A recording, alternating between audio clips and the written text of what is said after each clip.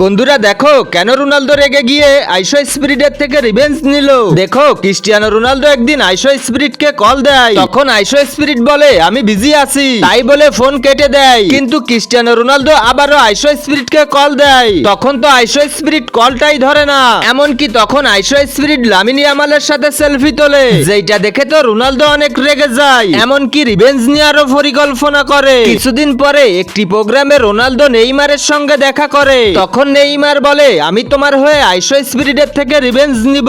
তার কিছুক্ষণ পরে সেই প্রোগ্রামটিতে নেইমারের কাছে জিজ্ঞাসা করা হয় বেস্ট ইউটিউবার কে, মিস্টার বিস্ট নাকি আইশো স্পিরিট। কিন্তু তখন তো নেইমার এমন কিছু করেছিল যেটা দেখে পুরো বিশ্বই অবাক হয়ে গিয়েছিল, এমনকি তুমিও অবাক হতে বাধ্য হবে। কিন্তু সেটা দেখার আগে তুমি যদি সত্যিকারের রোনালদো এর ফ্যান হয়ে থাকো, তাহলে ভিডিওটিতে লাইক করে চ্যানেলটিকে সাবস্ক্রাইব করে দিবে আর কমেন্ট বক্সে CR7 লিখতে ভুলবে না। ওকে বন্ধুরা, এবার দেখো নেইমার কি করেছিল।